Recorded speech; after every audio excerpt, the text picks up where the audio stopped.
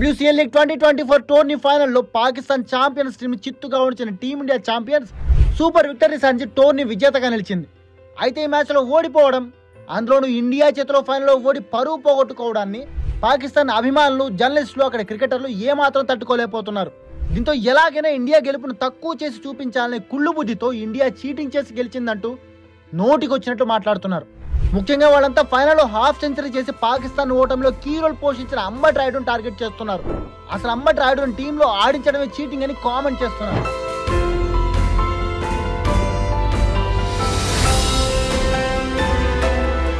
అసలు ఏం జరిగిందంటే, ఈ మ్యాచ్లో ముందుగా బ్యాటింగ్ చేసిన పాకిస్తాన్ ఛాంపియన్స్ నిర్ణీత 20 ఓవర్లో 6 వికెట్లకు 150 రన్స్ చేసింది.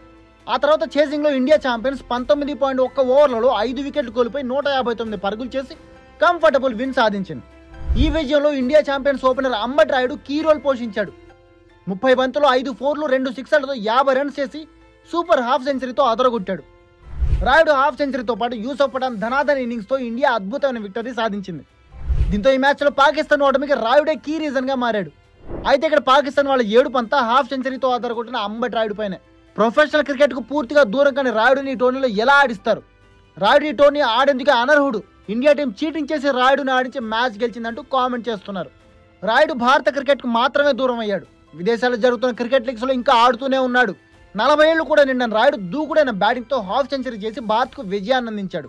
ఇది ఖచ్చితంగా చీటింగే, ఇందులో ఎలాంటి డౌట్ లేదు అంటూ అర్థంలేని ఆరోపణలు చేస్తున్నారు పాకిస్తాన్ ఫ్యాన్స్. అయితే ఈ ఆరోపణలకు భారత అభిమానులు కూడా స్ట్రాంగ్ కౌంటర్ ఇస్తున్నారు.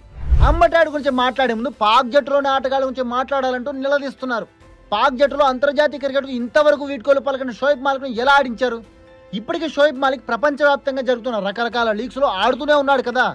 ఇక షర్జీల్ ఖాన్, అమీర్ యామిన్ ఖాన్ల వయసు 34 ఏళ్ళు, సోహెల్ మక్సూద్ వయసు 37 ఏళ్ళు, వహాబ్ రియాజ్ వయసు 39 ఏళ్ళు.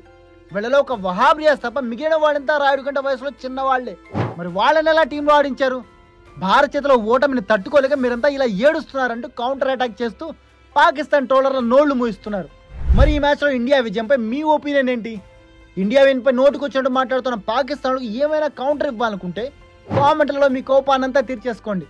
అలాగే ఈ మ్యాచ్ ఫుల్ వీడియో చూడాలనుకుంటే డిస్క్రిప్షన్ అండ్ పిన్ కామెంట్లో లింక్ ఇచ్చాను, అక్కడికి వెళ్ళి చూడండి. ఇక ఈ వీడియో నచ్చితే ఒక లైక్ చేసి మీ ఫ్రెండ్స్కి కూడా షేర్ చేయండి. ఇది మాత్రమే కాకుండా క్రికెట్కి సంబంధించిన ఇలాంటి ఇంట్రెస్టింగ్ వీడియోల కోసం మా క్రిక్ మంకీ ఛానల్ సబ్స్క్రైబ్ చేసుకోండి. ఇక మీకు కూడా క్రికెట్కి సంబంధించి ఏదైనా స్పెషల్ టాపిక్ పై వీడియో కావాలంటే కామెంట్ చేసి చెప్పండి. దానిపై కూడా జబర్దస్త్ వీడియో చేసి మీకు అందిస్తాం. మరి నెక్స్ట్ వీడియోతో మీ ముందుకు వస్తుంది క్రిక్ మంకీ. అప్పటి వరకు ఆడియోస్ అమిగోస్.